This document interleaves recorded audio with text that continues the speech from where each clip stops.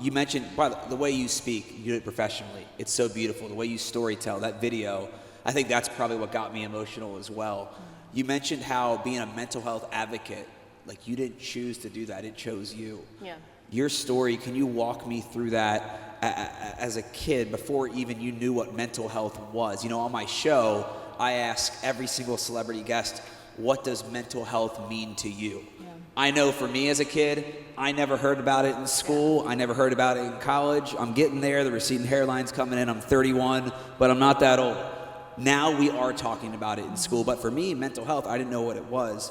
Did you ever know what mental health was when you were a kid? Absolutely not. And also, I am Nigerian American. That's not something we spoke about in our homes. The simple response and answer, if we ever expressed any type of emotional distress, was simply just pray. And I think it was very dismissive at the time. And I'm a firm believer of prayer, and I don't think prayer is an escape mechanism. It's actually a really incredible tool that we can use alongside of other tools. But for my parents, it was just like, oh, we'll just pray it away. And I'm like, well, that's not really useful or helpful for me.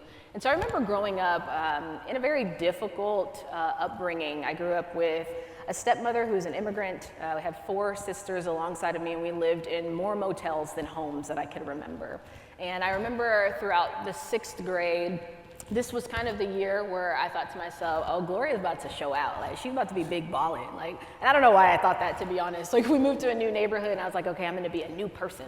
And so in this particular year, this is when our family lived in a Motel 6 that was nearby in a pretty affluent neighborhood. So everybody had a lot of money except our family. But I was gonna play the game. I was gonna pretend as hard as I could to make sure nobody really knew who I was. And I think that's a lot of what our life actually is. From the day we are born up until even now, it's a matter of putting on masks and facades, because what if people see who we really are? What if people find out the truth of our being? It sometimes can feel shameful at times. And so I'm just putting on all these masks every single day. And I remember in this particular year, I had to get picked up from the school bus. Typical, they'd pick us up from our homes, but I would walk about 10 to 15 minutes to the apartment complex that was the bus stop prior to my stop, so no one would know where I lived. And so on this day I did this, I got on the bus, and the bus driver just wanted to shame me apparently this day. And she goes, Gloria, you don't live here. You live at the Motel 6. Why did you get on the bus stop here? And I'm like, you're not about to blow my cover like this. You're not about to blow my cover like this. And instantly, that was kind of the moment that bullying kind of started in my life. Like, people started to make fun of me. And my first name is actually not Gloria. Gloria is my middle name. My first name is Fianfolua, which means all glory to God in our native tongue. But my teachers would make fun of that name. So there was so many aspects of my identity that was made fun of. And when you're growing up as a kid, your identity is rooted in what you have. So I believe because I had not, I was not. I believed to the fundamental core of who I was, I didn't have anything, so there was nothing to pride myself in, there was nothing to value. And I remember in this particular year, from about 6th grade to about the 10th grade, I experienced a lot of bullying. And I was kind of the tough girl for everyone, and I didn't choose toughness. Toughness chose me, honestly. I needed it as a defense mechanism to survive. I think survival mode is what I was in most of my life, most of the time. And then I remember in the 10th grade, this is like the marking moment of my story, I cried myself to sleep every single night for about a year, and I was struggling deeply with suicidal ideation. Depression and anxiety were weighing so heavily upon me. I didn't know who to turn to, who to talk to. My parents were in ministry. They already didn't really give me a true response the times that I kind of spoke up. And I remember on this particular day, it was October 29, 2011. I'll never forget it. It's a marking moment, and it's coming up very soon. I remember thinking that this was the day that my life truly didn't matter, that it wasn't worth living any longer. And my mom told me, she said, hey, I want you to go to this youth gathering. I didn't want to go, but my mom's black, so I couldn't say no. So I said, all right, yes ma'am. All right, Captain. And so I showed up to this youth gathering, not wanting to go, but I had packed with me everything that I planned to use to end my life on this particular night. And I remember sitting in the gathering, a lot like this, and I prayed a simple prayer. I didn't have a lot of faith on this day. I didn't have a lot of courage. I didn't have a lot of hope, but I had just enough, a lot like a mustard seed, to pray this simple prayer. And I said, God, if you are real, would you encounter me? I didn't think anything of it in that moment. time goes on, I'm still experiencing a tremendous amount of bullying. This is when Twitter days were up and rampant, and I am thinking to myself, you know what, I don't actually want to end my life. What I want to end is the pain. And I thought to myself, well, if my presence is not appreciated, then perhaps my absence will be. And I think that's the greatest lie I could have ever believed. But even in that lie, I remember thinking to myself, perhaps someone will see that I'm worth fighting for. And I think that's the weight that we all carry. Those of us who maybe have struggled with suicidal ideation, our hope is that someone will hear us. Someone will see us. Even if we never say anything out loud, we're hoping that someone is going to see me. Someone is going to look me in my eyes and recognize my life has value and will fight for me. And that's what I thought on October 29, 2011, and it didn't happen the way I thought it would. So the gathering continues on. It's like a worship gathering that's happening, and I'm thinking to myself, God doesn't care. Nobody cares. Like, everyone is here doing their own thing. I'm going to end my life. And so I get up from my seat, and I walk to the back of the auditorium. I put my hand on the door, just about to open it, and the man that's at the front of the stage says, there's someone in this room who's getting ready to take their life. God wants to encounter you. And I'm sitting here, and I'm thinking to myself, there's no way possible. There's no way that this is happening right now. And immediately, every lie that could come to my mind came to my mind. People are going to think you're crazy. People are going to make fun of you. They're going to talk about you. And I had already thought to myself, I've experienced enough shame. I can't bear the weight of putting more shame on myself. And that's when he spoke of the guy on stage again. It was a miraculous moment. He said, I know right now every lie that could come to your mind is coming to your mind right now, but this is your moment to choose hope. And I had a moment there because I had to decide for myself, did I have enough courage to choose hope? I think sometimes choosing hope can be very difficult. Even if it's presented right in front of you on a silver platter, it is still a moment of courage. And we like to define hope as action-oriented strength that's fueled by the belief that though everything might not be okay, I will be okay, and tomorrow will be better. I had to choose that in that moment, but how I chose it, I think, was really special. He said, if that's you, I'm gonna count to 3, and I'd love for you to just put your hand up. Classic church moment. So he counts 1, don't be afraid, you're not alone. 2, you got this. I know it's gonna take a lot of courage, but this is your moment. 3. And I look up, and I was stunned by the amount of hands that were up in the air. I genuinely thought it was going to just be me. And that was the day I recognized sometimes there are words and phrases we say that lose their power because of how much we say it in our minds, but this is the time I recognized the power of you are not alone. I've heard people say it so many times, but this was the moment in my journey where I saw it manifested before my own eyes, what it means when people say you are not alone. I thought I was the only one who was struggling, but then I see the athletes with their hands up. Then I see the smartest kids with their hands up. I see the kids whose families showed up for them in every capacity. I see the kids who had everything I didn't have. And that's when I thought to myself, oh, I am truly not alone in this journey and this struggle. And so even if you're here in this room right now and you feel like you're alone, I hope that you hear my story and know that I am living, walking proof and testimony that you're not alone. There are people willing to fight for you.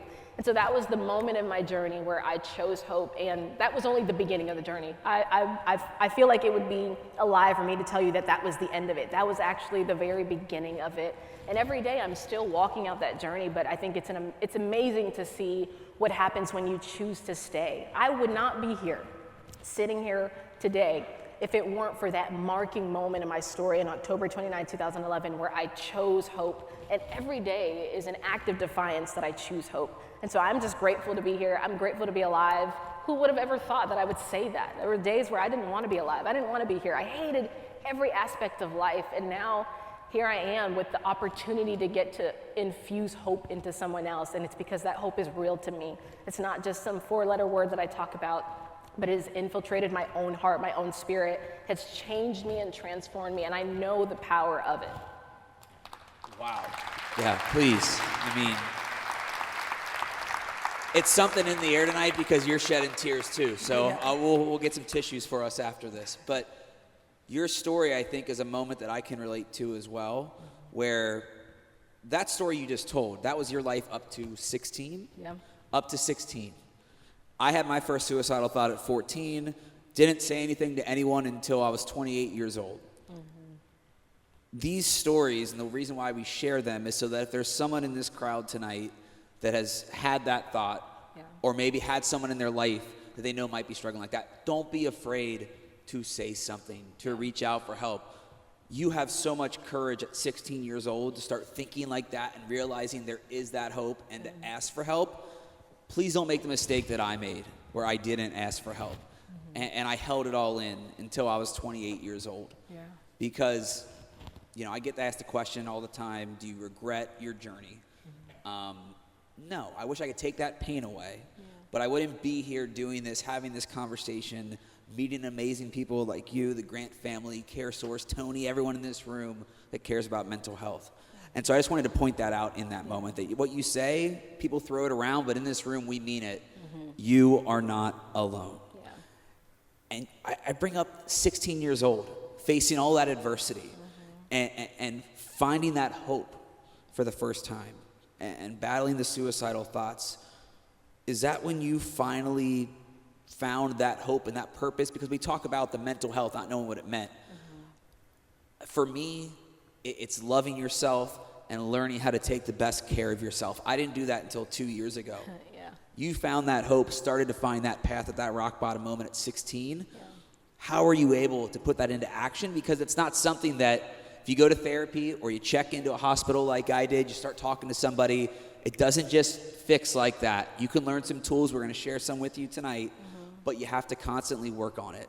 At 16, what steps did you start to take in your life, maybe with your family, at school, that helped you find that hope again? Yeah, absolutely. Well, funny enough, I didn't actually tell my family at that time.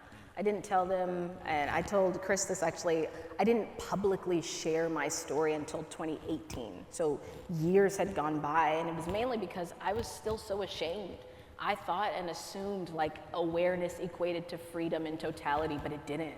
That was really just the first step for me to become aware, and then for me to determine and decide, what does the next step look like? There wasn't a lot of resources in 2011. There wasn't a lot of what felt like help today. I mean, there is a plethora of help today. There is so much support, so many resources. Things like this didn't exist when I was in high school. I wish it did. And so for me, I still even struggled shortly after that moment. I think what I had was community. I had peers who could speak life into me and support me, but I didn't even get the opportunity to go to therapy until maybe 5 years later. I mean, therapy was something our family couldn't even afford. We could barely afford food. Like, I dare try to tell my parents I need therapy. They just look at me like I was crazy. And so it took some time before I actually made some action. But when I got to college is when I started to see a therapist, and that actually changed my life. Like, this wasn't just talking to a friend, but this is talking to someone who could give me tools for my life, to put tools into my toolbox when I got home and the nights were still hard. Because I assumed nights would get easier. I assumed all of the thoughts would go away, but that's not true. That doesn't happen overnight. It's as we learn these coping mechanisms, as we learn these tools, as we learn these strategies, as I learn how to even breathe properly, as I learn how to take care of my mental health, all of these things, a culmination of it is a result of me choosing like action-oriented strength. That's what we talk about. And so the strength comes from action. And sometimes it's like, man, how will I have the strength to do anything? And I think it's taking those little baby steps. Sometimes we feel like we've got to do something drastic right away, but the little baby steps actually matter and they count. And I think the culmination of it all is what gives you the everyday courage and strength of realizing, I made it past yesterday. I can do this again tomorrow, and I can do this again tomorrow. And one of the things we say on our team all the time that we love is, you've survived 100% of your hardest days. When I remind myself of that, I'm like, oh, I'm kind of like a bad A. I could do this. I got through yesterday, I'm gonna get through tomorrow too. And then reminding myself of that truth, but then inviting people into my life who know the depths of Gloria. That was what I realized was very important. I'm a loner at heart. I could honestly go through life by myself and be so happy. But I recognize that's not good for my actual soul. That's not good for my mental health. That's not good for me as a being. And so one of the things I always talk about often in like the framework of life. I hope that when I get to the end of my life, I have friends who know me well enough to write my eulogy. I hope that I have friends who know me so deeply, so well. And I think that's one of the hardest things to do, to let people in, because vulnerability is difficult. But what I've learned is that vulnerability sparks vulnerability. When you're vulnerable with someone and they're vulnerable back with you, you've created some sort of connection with someone that you've recognized, oh, you could be someone that can rock with me to the end of this and who can really help me. The moments where no one recognizes that, like, I'm wearing a mask. Gloria, are you okay? Like, Gloria, what's wrong? Gloria, like, you need a mental health day. And so I think community has been something that has really grounded me and rooted me, and one of the most practical things that I have found in my mental health journey. You said the word vulnerability, sparking other vulnerability. Mm-hmm. Kevin Gates, you saw him in the video, you think that's the ultimate tough guy. He has the favorite quote I've ever heard on my show: vulnerability is a strength, it's not a weakness. You think you gotta be a tough guy, especially as men, but that vulnerability is a strength. Yeah. I want to point out, and we have obviously amazing resources up here. You mentioned going to therapy in college. For those of you that are UD students or college students, athletes here, 99% of your colleges, part of your tuition fees include therapy. So please rely on those resources. For the younger students in the room in high school, rely on those people at school to help you find local resources, even if it's just going to your counselor. A big part of your story is creating a resource that helps you on your healing journey, but has now helped people all around the world with Hope Booth. We saw it in the video, and that's why I love the ability in an arena like this to share stories like this. Yeah. But what gave you that inspiration? How did you start it? I mean, that is a tall task, but it's just such a cool story to take these phone booths and turn them into a literal booth of hope. Yeah. I get excited talking about this, and emotional too, but I'm also a big baby, so no surprise. But that makes two of us. I'll cry with you too. So prior to 2020, my main job was traveling around the world doing spoken word, helping other churches and conferences tell really unique stories in really fun and unique ways. And I led a collective of spoken word artists as well. So we would travel together very often. And in 2020, all of our events were canceled. We couldn't go anywhere. We couldn't do anything. And I remember just during that time praying, and I was like, what are we supposed to do? And that's when we felt strongly in our hearts that our work needed to pivot from the stage to the streets. How do we impact people where they are, who are never going to another conference, they're never going to another gathering, these are not happening anymore? How do we impact people deeply? And during that time, I heard this statistic that the average person living on the streets goes 3 to 6 months without being looked in the eye. And I remember hearing that for the first time, and I thought to myself, like, 3 to 6 months, like, I want you to just imagine that for a minute. 3 to 6 months of no one ever looking at you directly in your eyes. How would you feel? Invisible.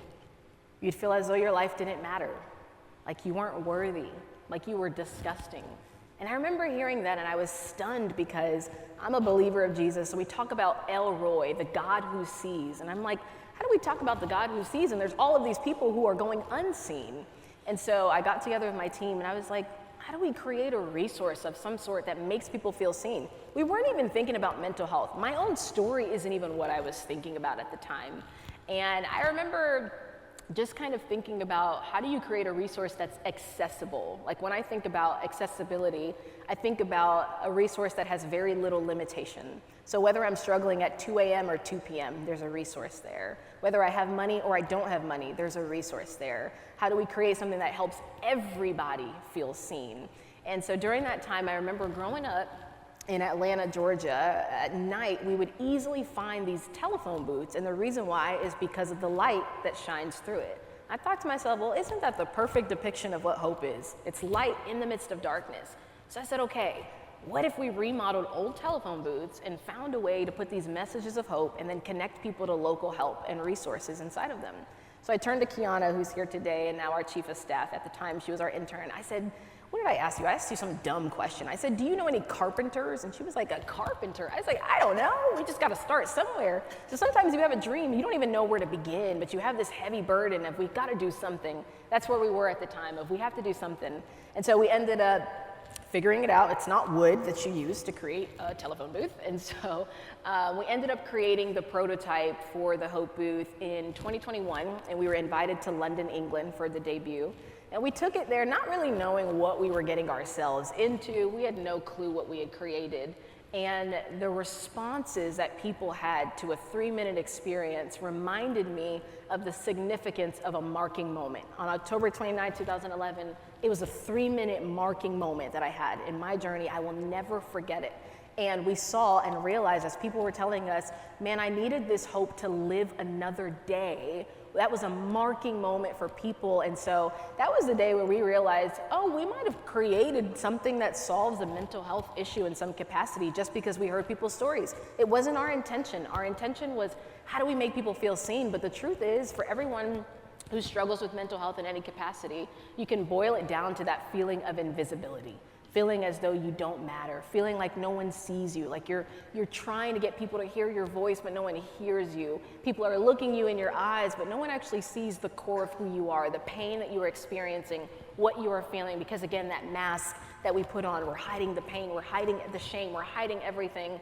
And so that was kind of the beginning of the journey, and since then, we've had the Hope booth around the world in about 28 different cities. About 80,000 people have experienced it. Lives have been changed and transformed, and people have been getting connected to the help and the support that they need. And that's been our goal, in making hope and help accessible. And so our hope and prayer is to have Hope booths in prisons and hospitals and schools and street corners, pretty much everywhere. As easy as it was, in our I don't know how old you guys are actually, but y'all may have never seen telephone booths now that I think about it, but as easy as it was when I was growing up to find a telephone booth and access it for just 10 cents, I could connect to anybody. I feel like mental health resources and support should be the same. It should be easily accessible at any time of the day, anywhere, everywhere, and costs little to nothing. And so that's our heartbeat and our goal, to continue making hope and help free and accessible for all. I think we just need to give her the biggest round of applause ever for that. I mean, the hope is such a powerful thing, and to turn that pain into purpose, we've talked about it throughout tonight. Yeah. It is such a powerful thing.